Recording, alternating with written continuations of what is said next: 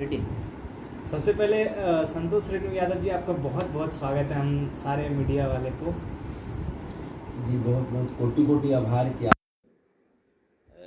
आज के press conference में आए, और जितने भी लोग जो आपके माध्यम से मुझे देख रहे हैं उनको मेरा कोटि कोटि नमन, मेरा कोटि कोटि प्रणाम। इस प्रेस कॉन्फ्रेंस का क्या कारण है? प्रेस कॉन्फ्रेंस करवाने का क्या मुद्दा है, जानना चाहेंगे? एक्चुअली एक सांसद हैं, सुशील सिंह जी उनका नाम है, और सांसद एक मैच्योर होते हैं, लेकिन मैच्योरिटी की शायद मुझे लगता है कि अभी बहुत कमी है उनके अंदर, बचपना है अभी तक। और उन्होंने अपने कुछ गुर्गों के द्वारा मेरे ऊपर एफआईआर करवाया है और मुझे जेल भेजने की तैयारी कर रहे हैं वो। कहाँ पे किया गया सर? एफआईआर औरंगाबाद के नगर थाने में की गई है। एफआईआर करने का रीज़न क्या है? एफआईआर करने का रीज़न है, जैसे हम गरीबों की आवाज़, शोषितों की आवाज़ को उठाते रहते हैं, और उनके ही औरंगाबाद, उनके लोकसभा क्षेत्र के अंतर्गत एक अम्बा प्रखंड है जहाँ पे सुजीत मेहता करके एक व्यक्ति हैं जो काफ़ी लोकप्रिय थे समाज सेवा में, और जिनकी हत्या हो गई आज के लगता है कि 15 दिन पहले की बात है, उनकी हत्या हुई। और उनकी हत्या के पश्चात करीब करीब 10 दिन 15 दिन बीता, सांसद महोदय वहाँ नहीं पहुँचे। अच्छा, क्यों हत्या हुई थी वहाँ? हत्या, अब जैसे उनकी लोकप्रियता बढ़ रही थी, अच्छा वो लोकप्रिय हो रहे थे, अच्छा लोगों की जन सेवा में वो कार्य कर रहे थे। उनकी पत्नी सुमन देवी जो हैं वो पूर्व जिला पार्षद वहाँ की रही हैं। अच्छा। तो वहीं पे चूँकि हमें फ़ोन आया कि रेणु जी ऐसा ऐसा है, मुझे प्रॉब्लम है, यहाँ पे पहुँचना है, आपसे एक उम्मीदें हैं। तो जहाँ पे लोग हमसे उम्मीद करते हैं, जहाँ पे लोग दुखित हैं, जहाँ पे लोगों के आंखों में आंसू है, मैं कोशिश करता हूँ कि वहाँ लोगों के आंखों का आंसू मैं पोंछने का काम करूँ। जहाँ पे लोग रो रहे हैं, मैं कोशिश करता हूँ कि उन्हें ढाढ़स बंधाऊँ और उन्हें न्याय दिला सकूँ, न्यायपालिका से गुहार लगा करके। सर, एक बार और आप जेल जा चुके हैं और फिर आपको जेल जाने की नौबत आ गई है। क्या लगता है सर, तेज प्रताप यादव जी आपकी मदद करेंगे? देखिए, उम्मीद तो है, तेज प्रताप यादव जी से उम्मीद है, तमाम राजद पार्टी से उम्मीद है, माननीय मुख्यमंत्री श्री नीतीश कुमार जी से उम्मीद है, उप मुख्यमंत्री श्री तेजस्वी प्रसाद यादव जी से उम्मीद है, और जितने भी जो लोग जो समाज को एक साथ एक सूत्र में बांध करके लेकर के चलना चाहते हैं, उनसे उम्मीदें हैं और उनका सहयोग भी है।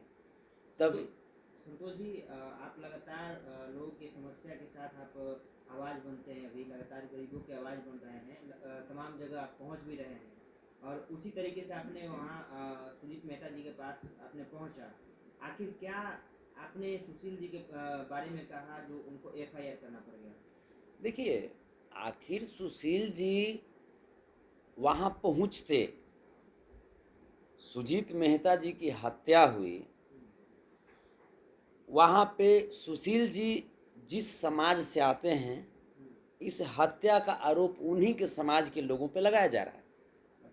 और ये बात कोई और नहीं कह रहा, बल्कि सुजीत मेहता जी की धर्मपत्नी कह रही हैं, जो कि एक जनप्रतिनिधि भी रह चुकी हैं, पूर्व जिला परिषद सदस्य रह चुकी हैं वो।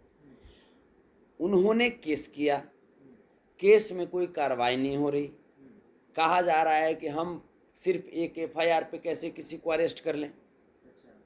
तो अब इस पे सुशील सिंह जी को चाहिए था कि ये आपके क्षेत्र का मामला है, तो आप वहाँ पे पीड़ित परिवार से मिलते। उस घर में एक भी मेल सदस्य अब नहीं बचा। सुजीत मेहता जी की हत्या हुई, सुजीत मेहता जी के पिताजी की हत्या हुई, एक भी मेल सदस्य वहाँ पे नहीं बचे हुए हैं। तो आप ये बताइए कि क्या एक महिला को सपोर्ट करना क्या गलत है? गलत नहीं है, लेकिन आप पे अभद्र भाषा की टिप्पणी करने का आरोप लगा है। आप ये बताइए, ठीक है अभद्र भाषा ठीक है, आप हमको 50 साल के लिए जेल में डाल दीजिए, सुजीत मेहता के हत्यारों को तो कम से कम सजा दिलवाइए। बिल्कुल। आप हमको 100 साल तक जेल में डाल दीजिए, कम से कम जो गरीब पीड़ित परिवार है उसके दरवाजे तक तो जाइए, उस परिवार के आंसुओं को तो पूछिए।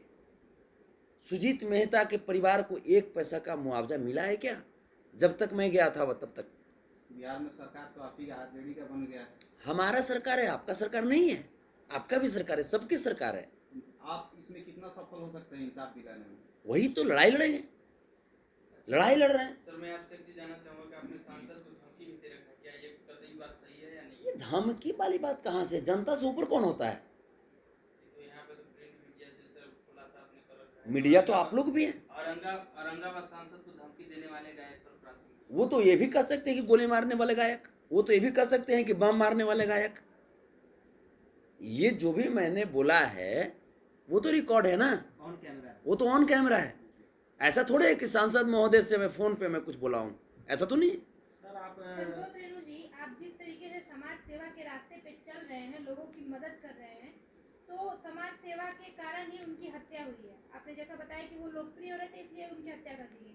आपको डर नहीं है कि आपके साथ भी आगे ये घटना घट सकती है?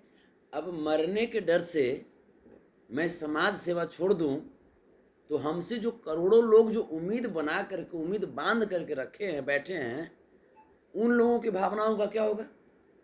आज देख रहे हैं शिवहर में सुबोध राय की हत्या हुई, पूर्व मुखिया सुबोध राय जी की हत्या हुई, वहाँ पे कुछ नहीं हो रहा। वहीं पे शिवहर में ही एक ही घर के 2 सगे भाइयों जो महादलित समाज से आते हैं उनकी हत्या हुई, पुलिस कुछ नहीं कर रही। आज देख रहे हैं कि नीलम यादव बागपुर इमामगंज गया जिले की घटना है, और ये भी सुशील सिंह जी के लोकसभा क्षेत्र के अंतर्गत की बातें हैं। एक 15 वर्षीय बच्ची को गैंग रेप करके जला के मार डाला। वहाँ पे आज तक सुशील सिंह जी नहीं गए। वह अगर उसकी लड़ाई लड़ता हूँ, वहाँ पे लोगों की उम्मीदें है, मैं तो लड़ूंगा। आप देखिए एक पत्रकार की हत्या हुई जमुई में, वहाँ पे जाकर के मैं लड़ाई लड़ा, जो हमसे बना 25,000 रुपये के वहाँ पे मैंने आर्थिक सहयोग भी किया। ये जो सुजीत मेहता जी हैं, इनके परिवार वालों को भी मैंने 11,000 रुपये का आर्थिक मदद किया, चूँकि उस समय मेरे अकाउंट में जो सोशल वर्क का जो मेरा अकाउंट है उसमें 13,308 रुपया था उस समय, इसीलिए मैंने 11,000 किया। अगर ज़्यादा पैसा होता तो और मैं ज़्यादा करता। नहीं तो ऐसा है ना कि अगर हमारा चेक भी बाउंस हो जाए ना तो लोग ऐसे कुकुर मुत्ते की तरह मेरे पे पड़े हैं कि एक फॉल्ट अगर मेरे में आ जाए तो लोग हमको किसी भी तरीके से करके इसको जेल में डालो, जेल में डालो। अरे भैया, हम जब कुछ करते हैं कब करते हैं? जब आप अगर तैयार रहते, आप सांसद हैं, आप अगर अपनी व्यवस्था वहाँ पे टाइट रखते तो हमको अम्बा जाने की जरूरत पड़ती? सुजीत मेहता की इंसाफ की लड़ाई हमें लड़ने की जरूरत पड़ती? उस बहन की आंख के आंसुओं को आप नहीं समझ रहे हैं तो क्या मैं भी समझना बंद कर दूं? अच्छा, जिस वीडियो के लिए आपने एफआईआर करने की बात हुई है, पेपर में जैसे आया है, उसमें आपने एसपी साहब को भी कुछ कहा है। बिल्कुल बोलेंगे, एसपी साहब से काफ़ी उम्मीदें होती है। आप एक प्रतिष्ठित पद पे हैं, आप एक जिले के कैप्टन होते हैं, और अगर आप शिथिल पड़ जाएं, एक एसपी का जो वर्दी जो होता है, एक फौज की वर्दी जो होती है, वो हमारा आन बान शान होता है। और जिस समय अगर हमारा एसपी अगर पक्षपात करना शुरू कर दें, अगर हमारे फौज पक्षपात करना शुरू कर दें, तो देश को गुलाम होने से कोई नहीं रोक सकता, देश तुरंत गुलाम हो जाएगा। तो इस परिस्थिति के लिए हम हर वक्त एसपी महोदय को, वहाँ के प्रशासन महोदय को मैं हमेशा मैं कहता हूँ कि आप कम से कम इस समय के लिए ये तो समझिए कि हाँ कैसे समाज बचेगा। समाज में बहनों की, बेटियों की, भाइयों की, बुजुर्गों की आंसुओं को कौन समझेगा, ये तो कम से कम समझिए आप।